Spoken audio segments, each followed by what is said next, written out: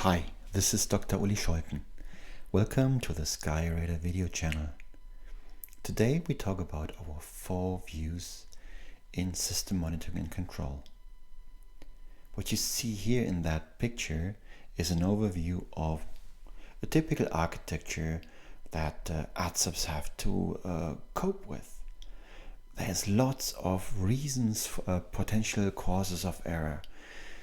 If you look at the whole signal conversion chain from antenna to your ATSEP computer to the ATCO's plot extractor, you might have causes of error like the antenna, like the transmitter, like the receiver, modulators, amplifiers, digital signal processors, the plot extractors, the telephone line, but also the complete ATM architecture with the servers, the applications, the databases, the SDDS, you name it.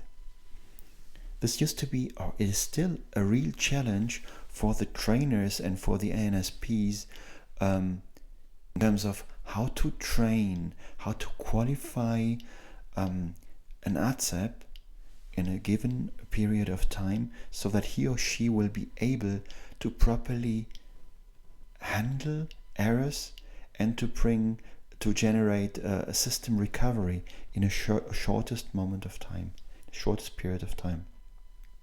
How to create this world so that ATSEPs can actually get training. I mean, I don't talk about PowerPoint here because PowerPoint is not a world where you can learn to apply, to evaluate, to synergize, to transfer knowledge from one case that you saw to another one.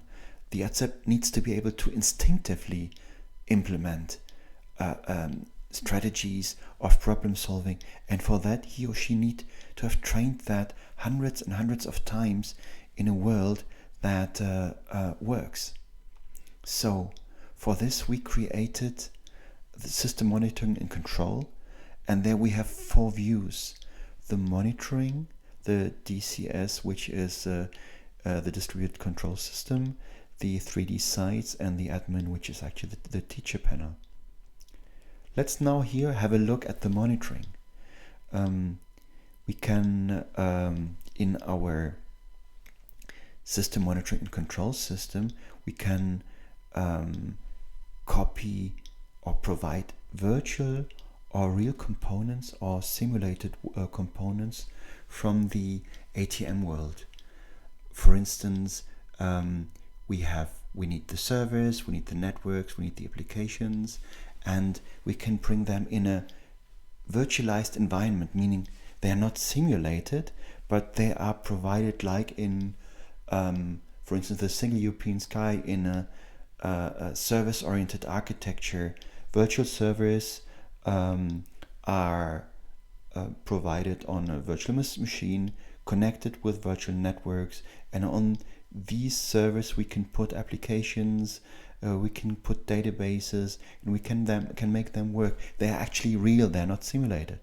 But then there are also components that we need to simulate, which is, for instance, the UPS, the uninterrupted power supply, the cooling systems, or things like the telephone network.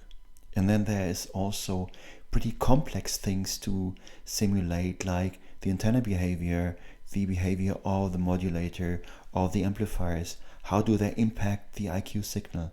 This is what we are doing in our SkySIM, the simulator that is being visualized in FreeScopes. Most of you have worked with that already. But we can also connect real hardware. You see here in that sequence a server farm that we have with applications, with databases on it, with networks, where we also, of course, can insert errors. The whole thing can be visualized in the monitoring system, can be connected either with SNMP buses or with an asterisk connection, or with a proprietary JSON formats. Some manufacturers of servers have their own formats that we can read, so we can visualize them in real time in the monitoring screen. You see it's a pedagogical one where we can drag and drop components in, and the gorgeous show things in the typical delay, you can set it 3 seconds or 10 seconds. This is the update circle. But we also can visualize them in the so-called distributed control system approach.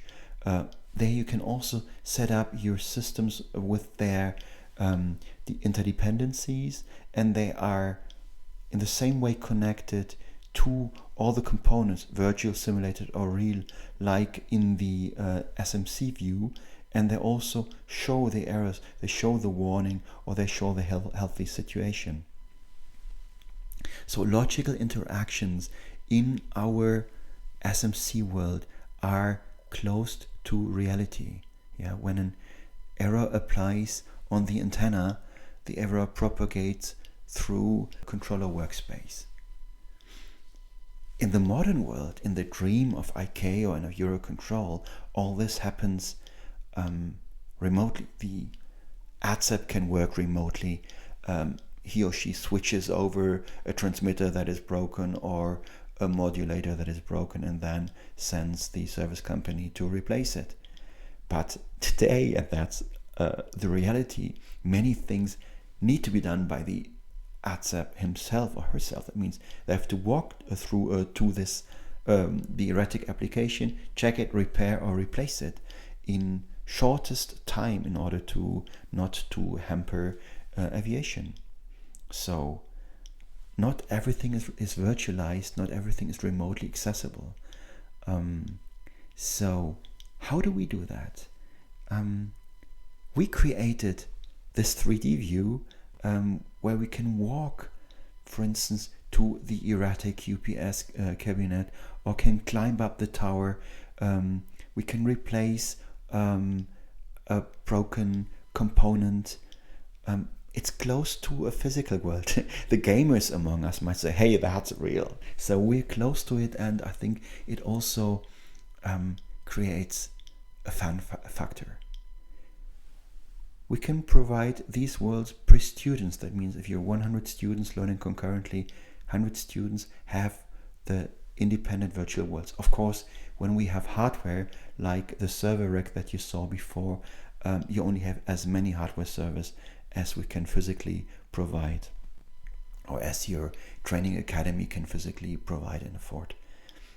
Important is, we can all connect. We can connect virtual, real, simulated. So partially things can be done in distance learning approaches, partially the ATSEP can meet and work together in a training room on the virtual, on the simulated, but also on the real material. We can create an ATSEP world, and I think I'm not exaggerating, like it has never been implemented before.